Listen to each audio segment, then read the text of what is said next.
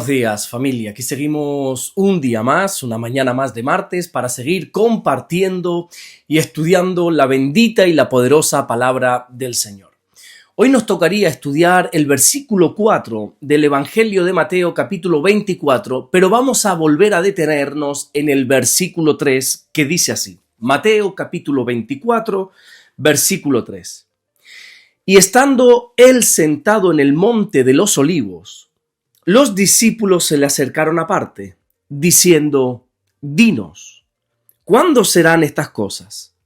¿Y qué señal habrá de tu venida y del fin del siglo? Ayer comenzábamos a desglosar este versículo 3, pero no nos dio tiempo a terminarlo.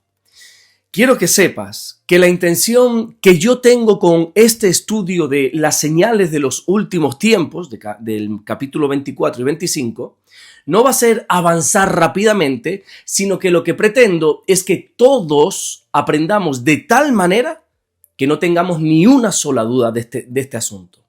Por eso, si tenemos que dedicar 2 días o incluso 3 días a un solo versículo, lo haremos.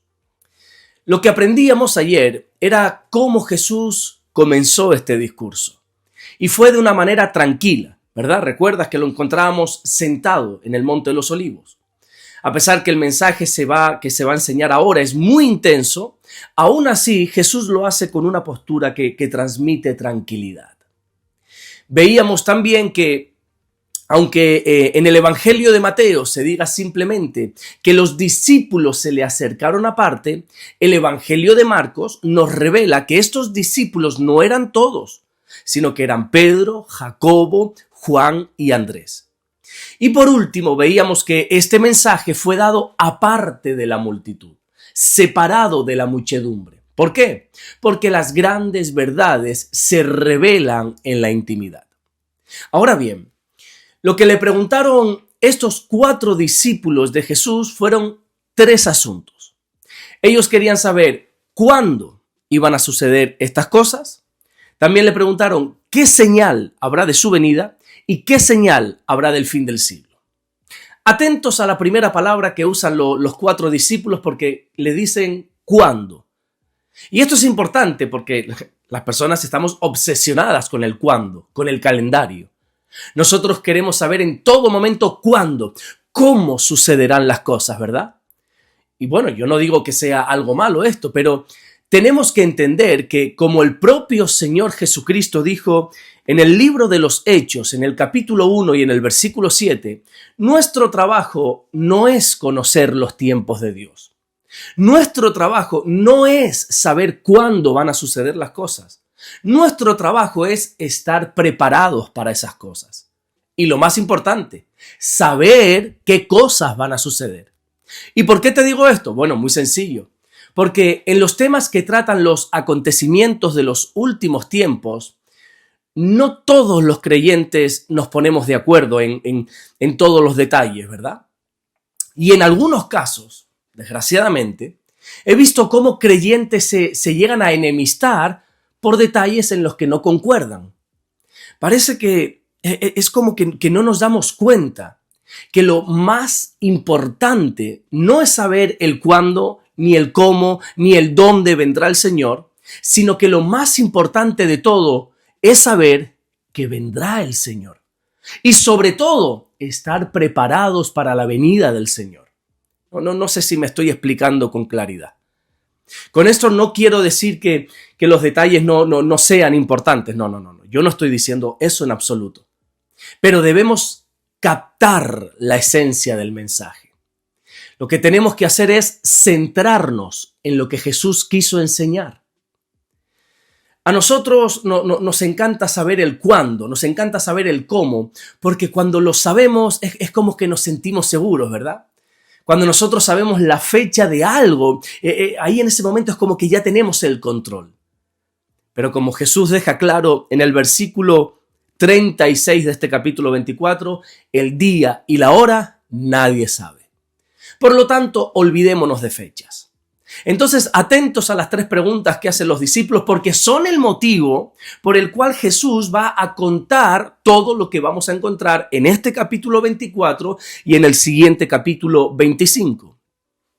Los discípulos querían saber cuándo ocurrirán estas cosas. ¿Y qué son estas cosas? Bueno, estas cosas hacen referencia a lo que Jesús acabó de decir unos momentos antes, cuando dijo, no quedará aquí piedra sobre piedra que no sea derribada. Esta declaración fue tan pero tan impactante para los discípulos que no la pudieron pasar por alto. Ellos querían saber absolutamente todos los detalles. Después también le preguntan que cuál será la señal que habrá de su venida. Recordemos, por ejemplo, en este Evangelio de Mateo, en el capítulo 16, versículo 27, que ya Jesús les anunció que volvería en la gloria de su Padre con los ángeles. Y entonces lo que hacen los discípulos es pedirle una señal. ¿Por qué? Porque ellos se movían por señales. En la mentalidad judía de aquel tiempo, las señales servían como una confirmación. Por ponerte algún ejemplo para que lo entendamos mejor. Cuando Dios envía a Moisés ante Faraón y Moisés duda de ese llamado, Dios le da una señal a Moisés. La señal de echar en tierra la vara que tenía en su mano para que la vara se convirtiera en culebra. Bueno, el propio arco iris. El propio arco iris es una señal de Dios para el ser humano de que nunca más esta tierra va a ser destruida por agua. Así lo enseña el libro de Génesis en el capítulo 9 y en el versículo 13. Recuerda, por ejemplo, cómo la gente le pedía una señal a Jesús para que demostrase que él verdaderamente era el Hijo de Dios. Pero Jesús les dijo, no, mira, ninguna señal les va a ser dada a esta generación. Solamente una señal, que es la señal de Jonás. Esta señal se trató de que de la misma manera que Jonás estuvo en el vientre de aquel gran pez 3 días y 3 noches, así también estaría el Hijo del Hombre en el corazón de la tierra, 3 días y 3 noches. A día de hoy, nosotros podemos saber en qué tiempo bíblico estamos viviendo. Y podemos hacerlo analizando las señales. Bueno, por último le preguntaron qué señal habrá del fin del siglo. Mira, el fin del siglo hace referencia precisamente a ese momento cuando Cristo regrese para establecer su reino plenamente aquí en la tierra. Ellos entienden que una vez Cristo venga, todo va a cambiar. Ese momento va a ser el fin de este mundo corrupto. Y así sucede también a día de hoy en nuestras propias vidas. Una vez Cristo viene a formar parte de nosotros, una vez Cristo comienza a reinar en nuestra vida, en nuestros corazones, hay un fin en cuanto a nuestra antigua manera de vivir. Y entonces comienza una vida nueva. Cuando Jesús viene sobre alguien, espiritualmente ocurre lo que la Biblia denomina en el precioso Evangelio de Juan, en el capítulo 3 y en el versículo 10, un nuevo nacimiento. De la misma manera que la historia de la humanidad se parte, se divide en dos, en la primera venida de Cristo, así también una vez Jesús regrese, Jesús vuelva, se acabará este tiempo de pecado. Ellos lo denominan como el fin del siglo, porque para un judío un siglo no es como para nosotros, que son 100 años, ¿verdad? Así lo denominamos nosotros. No, para ellos un siglo habla de un periodo de tiempo con unas características concretas. Por lo tanto, vemos cómo los discípulos querían saber cuándo y cómo sucederán estas cosas. Pero Jesús no va a darles esa información. Jesús va a prepararles para ese momento en el que ocurran estas cosas. Así que te recomiendo que tú también te prepares. Prepárate, porque nuestra responsabilidad es estar listos para ese regreso del Señor. Tranquilo que todo esto lo vamos a ir viendo tranquilamente, lo vamos a entender a la perfección cuando lleguemos, por ejemplo, a la parábola de las 10 vírgenes, que se encuentra en el principio, en el comienzo del capítulo 25. Lo más importante es que ya sabemos todo lo que va a ocurrir. Ya lo tenemos escrito. Pero la pregunta es, ¿estamos preparados para todo lo que va a ocurrir?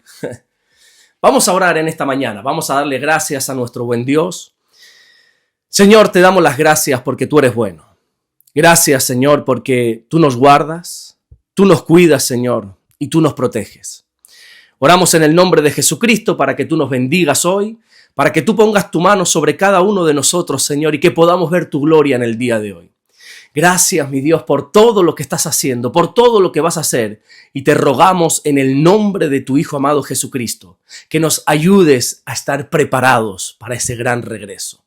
Gracias te damos, Señor, en el nombre de Jesús. Amén y amén. Que Dios te bendiga. Nos vemos mañana, Dios mediante, en el último devocional del año, 31 de diciembre. Así que sin más, mañana, si Dios nos lo permite, seguiremos compartiendo el mensaje del Evangelio. Dios te bendiga.